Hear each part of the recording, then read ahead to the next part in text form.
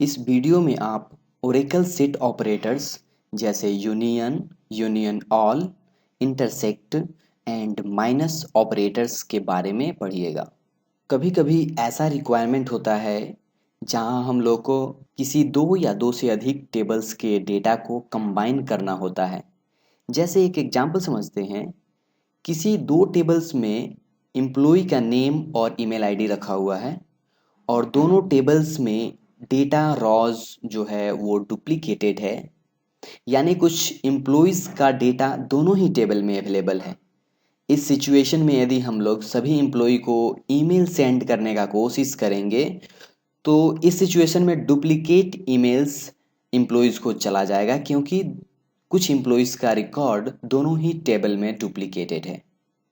इस प्रॉब्लम से बचने के लिए हम लोग ओरेकल सेट ऑपरेटर्स यानी union, union all, intersect and minus operators का यूज कर सकते हैं।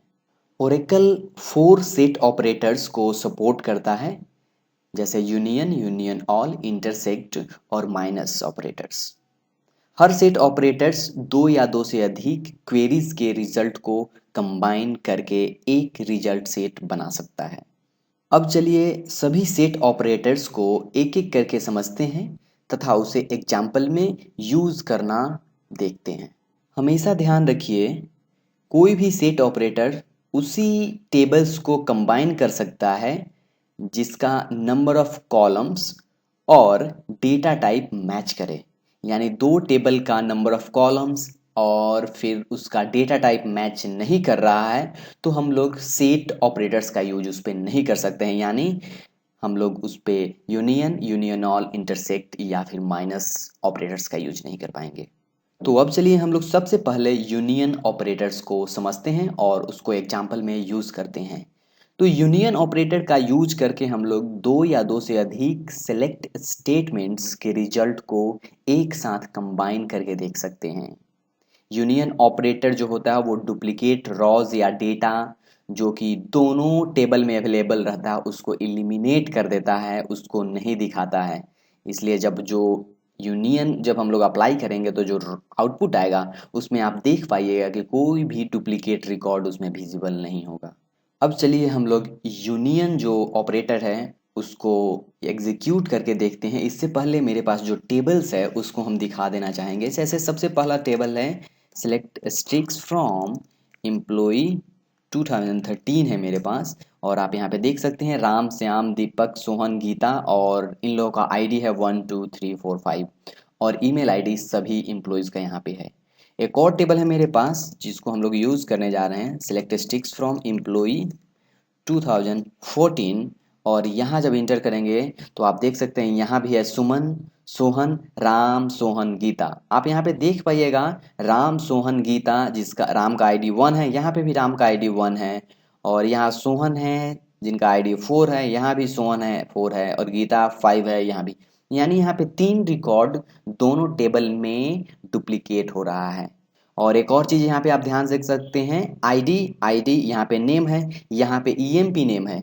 लेकिन यदि हम लोग जैसे यहाँ पे ईमेल है और यहाँ पे ईएमपी ईमेल है, यदि हम लोग दोनों टेबल का डिस्क्रिप्शन देखें तो आप देखिएगा यहाँ पे डीएससी एम्प्लॉय 2013 और डीएससी एम्प्लॉय 2014, यदि हम लोग दोनों टेबल के डिस्क्रिप्शन को देखें तो आप यहाँ पे देखिएगा कॉलम नेम डिफरेंट है, लेकिन इसका डेटा टाइप जो है या फिर साइज जो है वो एकदम इक्वल है दोनों टेबल में। इसलिए कोई भी सेट ऑपरेटर उसी सिचुएशन में रन करता है जब उसका नंबर ऑफ कॉलम्स यानी यहाँ 3 है, यहाँ भी 3 है, और उसका डेटा टाइप यानी टाइप हमेशा मैच करना चाहिए, तभी हम लोग यूनियन, यूनियन ऑल, इंटरसेक्ट या माइनस का यूज कर सकते हैं। तो चलिए इन दोनों टेबल पे आप देख रहे थे यहाँ पे कि 3 रिकॉर्ड दोनों टेबल में डुप्लीकेट हो रहा है, एम्प्लॉय 2013 में और एम्प्लॉय 2014 में। दोनों टेबल में 3 रिकॉर्ड अवेलेबल है और वो डुप्लीकेट कर रहा है, इसलिए हम लोग यूनियन का यूज़ यहाँ पे करेंगे। जैसे select asterisk from employ 2013, semicolon यहाँ पे नहीं देंगे क्योंकि हम लोग दोनों टेबल को कंबाइन करना चाहते हैं रिजल्ट को, और यहाँ पे देंगे यूनियन और फिर लिखेंगे सेलेक्ट स्ट्रिक्स फ्रॉम एम्प्लॉय 2014 और इंटर करेंगे और आप यहाँ पे देख पाइएगा 1 2 3 4 5 6 7 राम श्याम दीपक सोहन गीता सुमन और सोनम। यहाँ पे कोई भी डुप्लीकेट नहीं हो रहा है और दोनों टेबल के रिजल्ट को ये यूनियन कंबाइन कर दे रहा है और डुप्लीकेसी इलिमिनेट कर दे रहा है। तो इस सेलेक्ट स्टेटमेंट दोनों सेलेक्ट स्टेटमेंट के साथ हम लोग यूनियन का यूज़ कर रहे हैं।